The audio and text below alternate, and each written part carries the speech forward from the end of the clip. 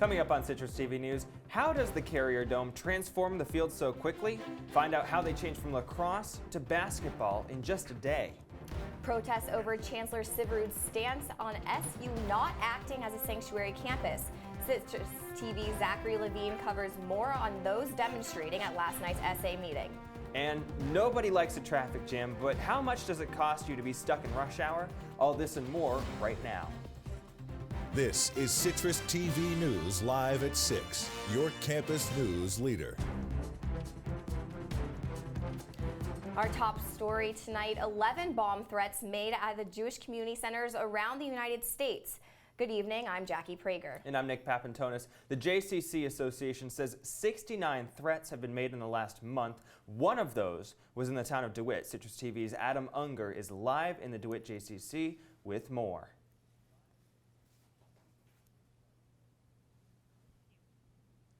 Thanks, guys. Now, you already said it, 69 threats. There was also, according to JCC Executive Director Marcy Illerbacher, there was also one via email in San Diego earlier today, but according to her, that's looking like kind of an outlier compared to everything else. Now, I continued to speak with her, and a couple weeks ago, she seemed pretty confident in the safety and security of the facility. As you see behind me here, business as usual. There were kids playing. Everything was going just fine, but she did tell me about a couple projects that they want to use to enhance security, the biggest of which is a new front entrance. They want to get that done sometime this summer. It's called the attacks, quote, horrible and painful. Gone but not forgotten, Destiny USA is suing a California clothing company for breaking its contract. The mall says Papaya Clothing owes payments until its lease expires in 2020, even though it shut down the location last month. This is not the first time the mall has gone into court. It has won similar lawsuits against IHOP and Toby Keith's I Love This Bar. The Albany City School District has announced plans to open a new academy for refugees and immigrant students. The two-year program would be for students in grades 7 through 12. They would have to be new to the district and have limited English speaking skills. The Board of Education expects the first year of the program to cost $420,000. However, it is possible the proposal will not be approved for next year's budget. Protesters finally caught up to Chancellor Syverud at last night's SA meeting. Reporter Zachary Levine tells us why Syverud is under fire. Here at Maxwell Hall, the Student Association held an open forum. Chancellor Kent Syverud was in attendance for the event. According to newly appointed SA Public Relations Chair Nicole Sherwood, the purpose of the forum was to give students and faculty the opportunity to learn more about some of the initiatives SA is working on. A group of protesters was also present to push for the Chancellor to declare SU a sanctuary campus. Then, the protesters spoke directly to Syverud. I also would like to thank you, the Chancellor, for being here and actually listening to our voices as students.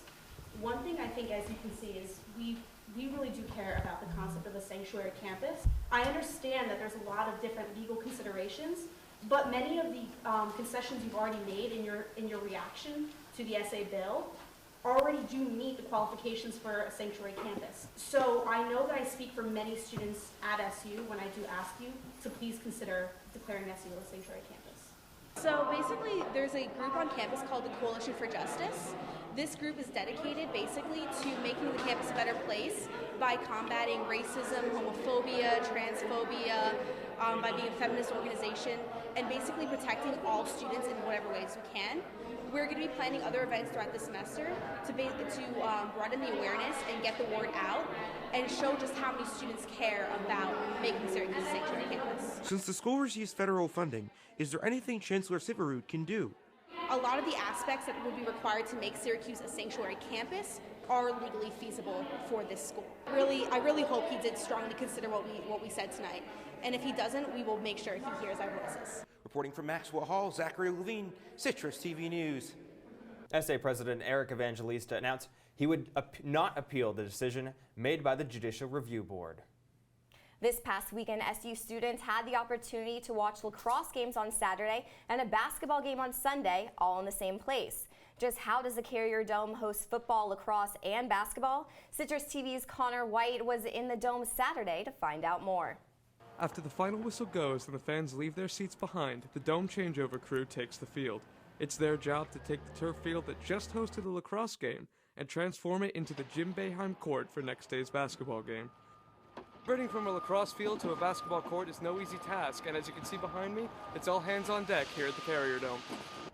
The process can take 6 to 8 hours and requires a great deal of teamwork and efficiency.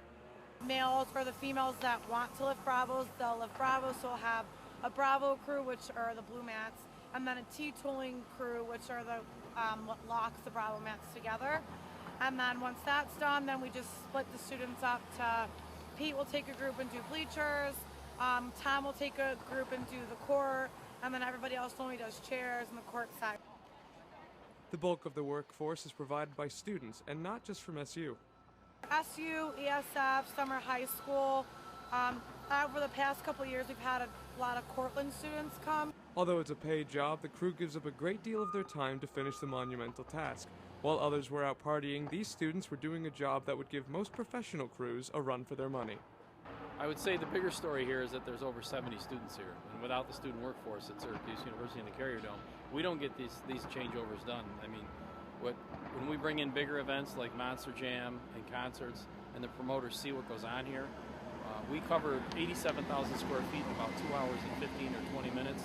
That's unheard of in this business. It takes days for other venues to do something like this. They'll schedule 2 8 to 10 hour shifts to try to get the same work done, covering the same area. Connor White, CitrusTV News. The Carrier Dome will be hosting the SU men's basketball game against Duke this Wednesday at 7 p.m. I never tire of seeing that transformation take place. It's really incredible. It is, and I'm really excited for the Duke game, and I really hope we can push through. What will the weather, I wonder, be like for that Duke game? And joining us to tell us more is Galat Malamed. Yeah, right now the weather is pretty mild. It's currently 44 degrees. It feels more like 38. Winds at 11 miles per hour, and that's pretty similar to what we saw today across the region. This is what New York looked like, mostly in the 40s to the east of us as well, even as you head towards the coast. But again, Nick, like you said, the big question on everybody's mind, what will the weather look like for the Duke game? And also, are we ever going to see those 60s again that we saw over the weekend? I'll have the answer coming up in my full forecast.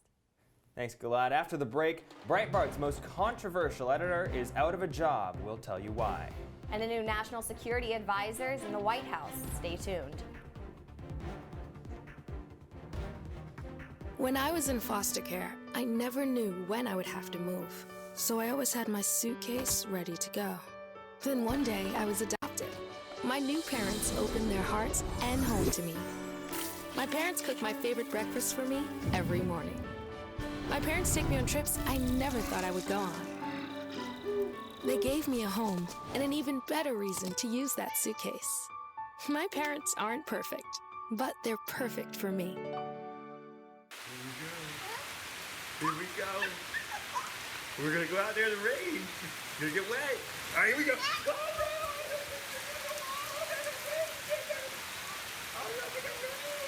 okay, quick.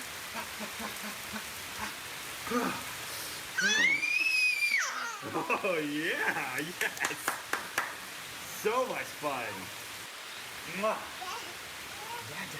We're getting so wet.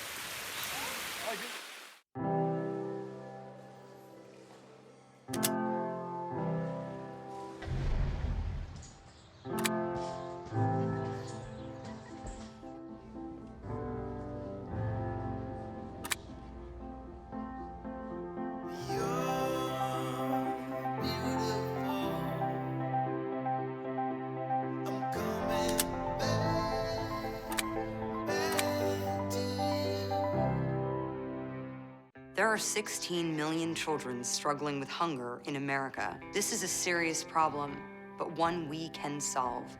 Visit feedingamerica.org to help. Together we can solve hunger. Together we're feeding America.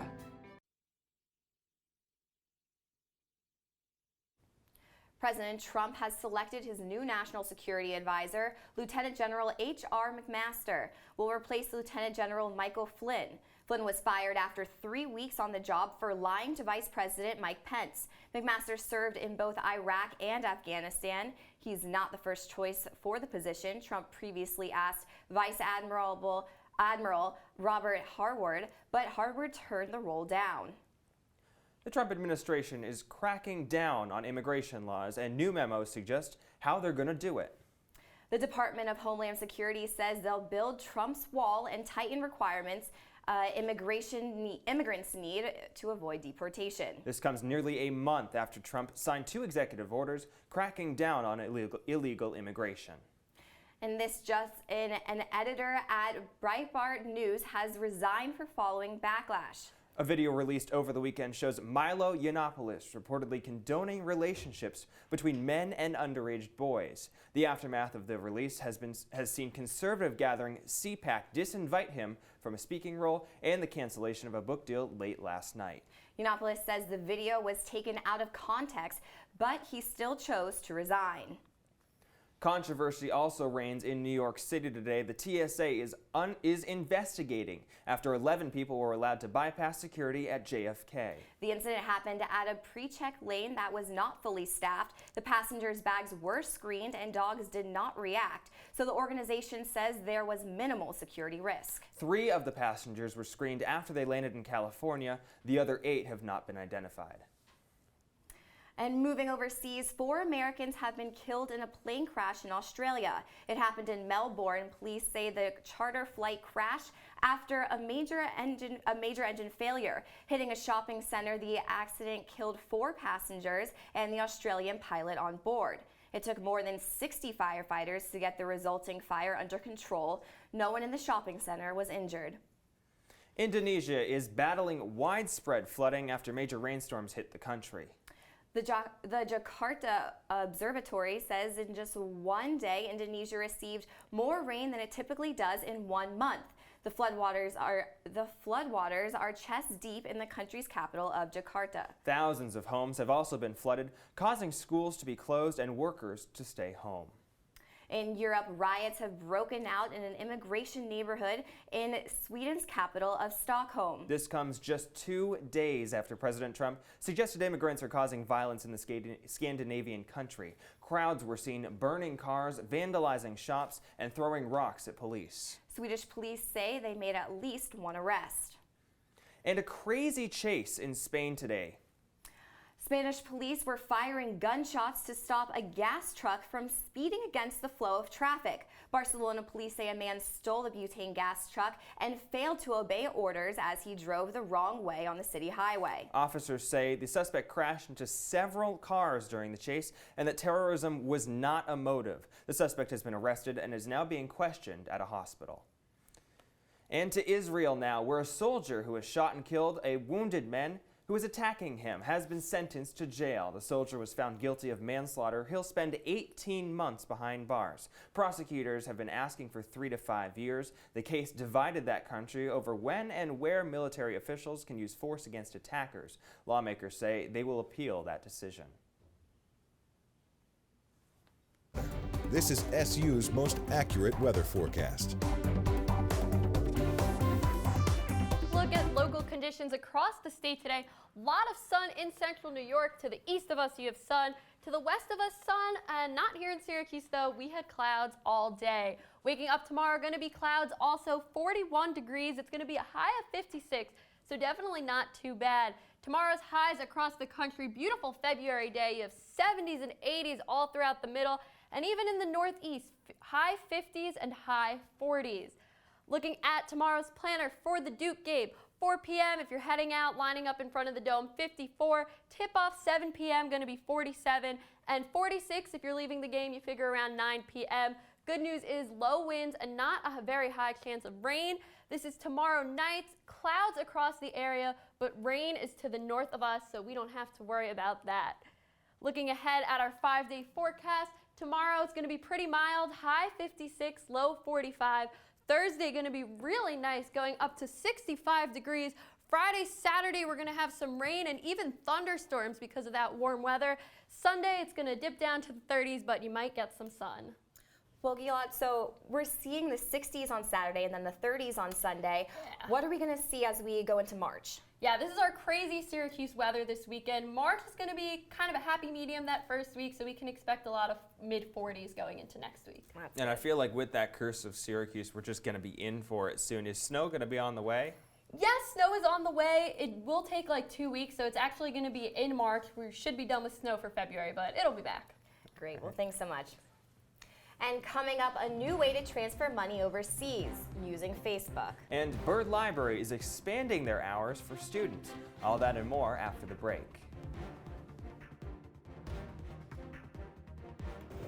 What are you, superheroes? Just four brothers who hate bullies and love this city.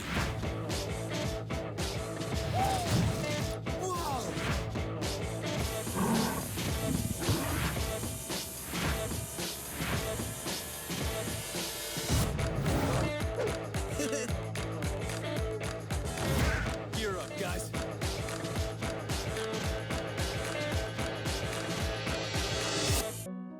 They said a bottle was just a bottle.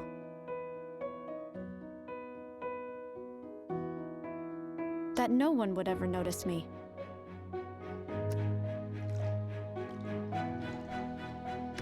But I knew I could be more. That one day, I would make people smile.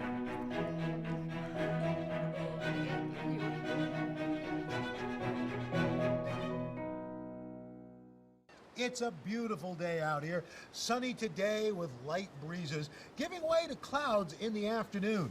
We could see some light precipitation to moderate precipitation later on, followed by powerful storm-like conditions. 90 miles per hour winds are expected. Authorities are asking everyone, stay indoors.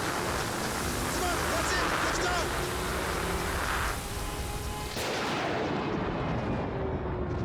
You're watching Citrus TV News with Jackie Prager, Nick Papantonis, and Gilat Molammed with weather.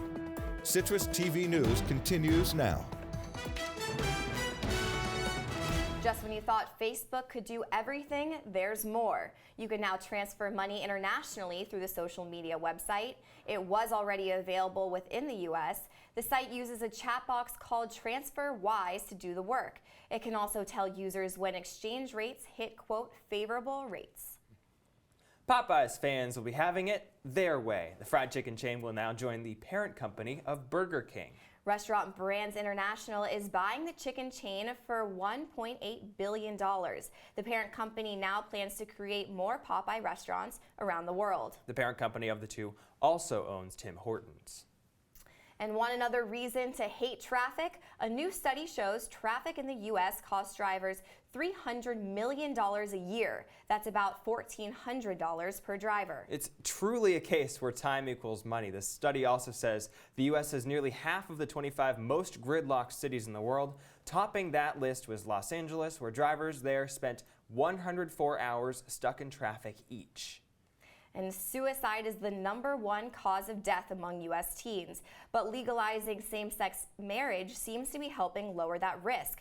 Researchers found that areas with legal same-sex marriage have seen a drop in suicide rates among students. Scientists say the study shows the impact that sexual minority rights can have on the mental health of teens.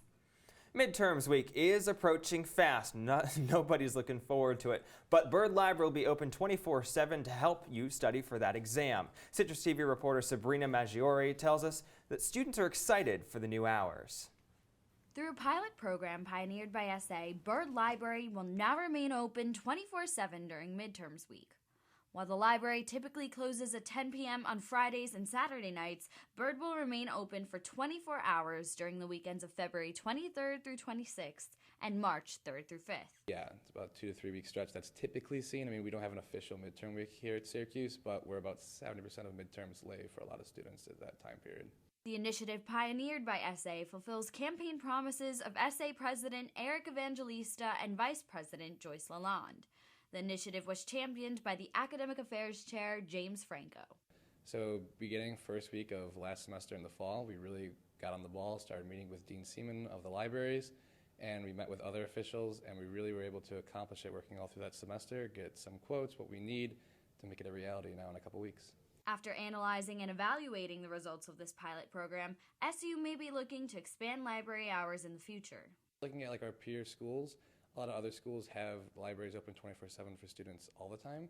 So we're trying to take a step towards that. SU students seem excited about the new initiative and plan to take full advantage of it. I'm actually really glad just because I think so many students are going to be spending so much time in here, like late at night cramming for midterms. I think it'll be super useful to have it open later.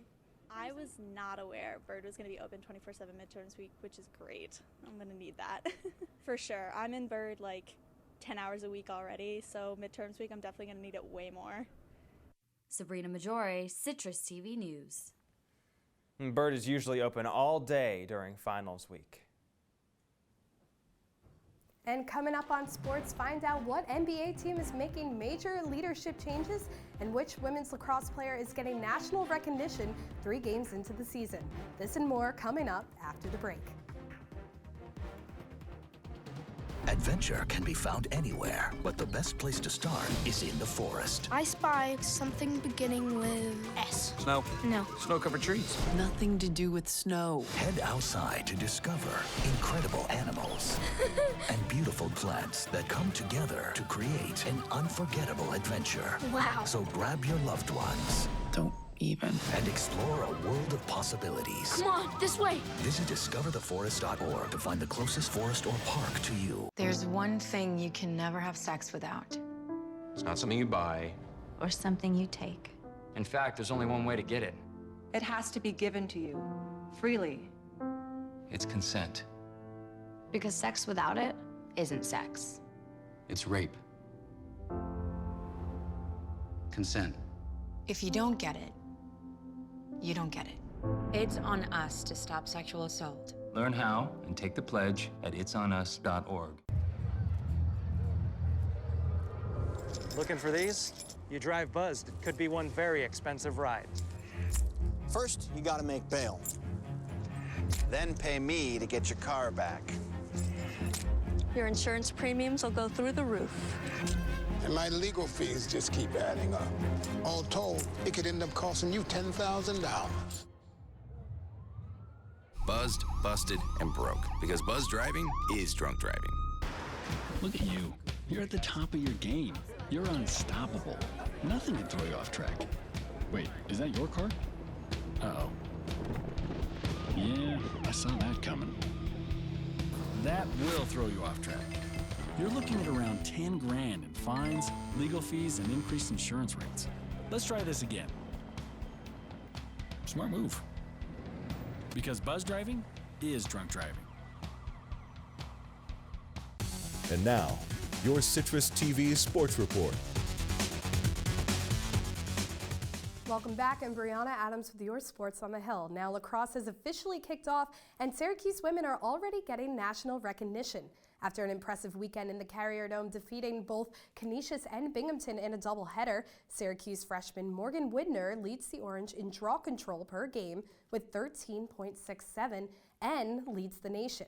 Widner has been ranked first in the nation in draw control after reaching double figures in the first 3 games of the season.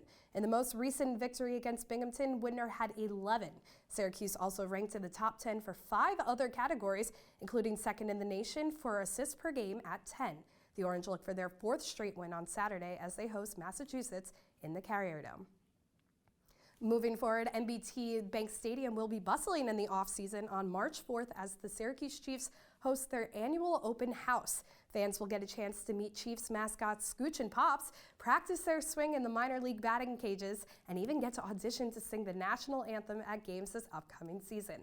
The event will run from 9 a.m. to 1 p.m. And the NBA trade deadline is fast approaching, and with that, more trade rumors for the ever so disappointing New York Knicks. Sources told ESPN this morning that Minnesota has reportedly reached out to New York to trade for point guard Derrick Rose. The Knicks traded for Rose this past summer, and in his first season for the Knickerbockers, is averaging 17.7 points per game. The point guard has battled multiple injuries this season, as well as missing time due to an ankle injury and back spasms. The trade deadline is this Thursday at 3 p.m. And beyond the trade deadline, changes in management are being made on the West Coast. The LA Lakers have promoted Hall of Famer Magic Johnson as their president of basketball operations, just 2 days before the trade deadline is up. The Lakers in the rebuilding process currently have the third worst record in the NBA at 19-39. The Lakers look to change that record with a new and familiar face to the franchise. Heading over to the ice rink, both New York teams, the Rangers and Islanders, play tonight. The Rangers host the Canadiens in Madison Square Garden tonight, looking to keep that top spot on the wildcard list. The Rangers are coming off a home victory against the Capitals, winning 2-1. The Rangers are currently on a 5-game win streak at home, looking to extend that to 6. Now over in Long Island, the Islanders travel to Detroit to face a team on a hot streak. The Red Wings come off the weekend with 2 huge wins, dominating the defending Stanley Cup champion Penguins 5-2 and coming out on top in a shootout versus the Capitals, the top team in the standings. The Islanders and Red Wings battle it out tonight. All right, so you know I've got to ask about those game predictions. Who's going to come out on top, the Evil Guys or SU? For Syracuse versus Duke, I would love to say that Syracuse is going to come out on top, but they have had quite the struggles on the road. They didn't play quite their best in Georgia Tech. I think Duke's going to overcome Syracuse maybe 75-70, I'm going to say. All right. Hopefully it'll at least be a good game. All right, thank you very much, Brianna. We'll be right back.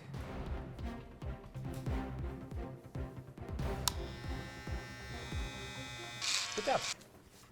You've messed up your son's haircut. Mom? Do you A, try to fix it? Like it never happened. B, work with what you got? Or C, show solidarity?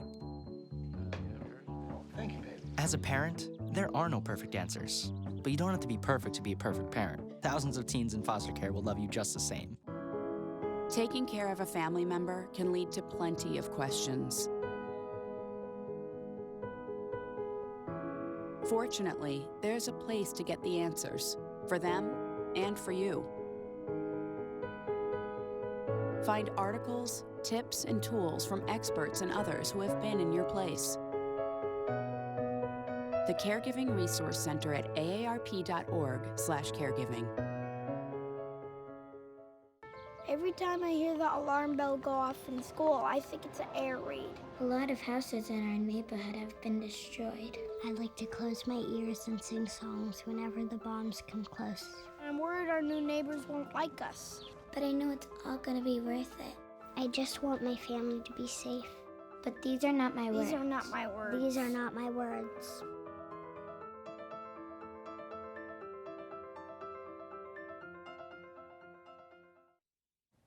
Well, Gila, welcome back. So what can we expect to wear tomorrow?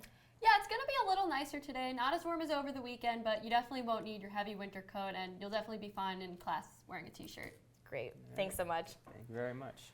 And coming up on OTN, catch up on sports with Orange Press Pass. And back-to-back episodes of Talking Points. And it's time to say goodbye to Bao Bao. The giant panda has been at the Smithsonian National Zoo for more than 3 years. She's heading back to China today. The breeding program requires cubs to return to China before they turn 4 years old. Bao Bao's 4th birthday is in August, so there's no time like the present. We'll miss you, Bao Bao. And, you know, I'm really happy to see that at least we had the opportunity and different zoos have the opportunities to host pandas. You don't get to see them often, and it's incredible that at least they get to go back for their birthday and be with the other pandas. Yeah, and thousands of people turning out to the zoo today to say goodbye to the panda. I think we should require that all native animals of the United States be sent back here. Every turkey, every whatever animals we have here. You can work on that. But for now, we'll say goodbye to Bao Bao. All right, that's all the time we have today. I'm Nick Papantonis. And I'm Jackie Prager. Thanks so much for joining us tonight.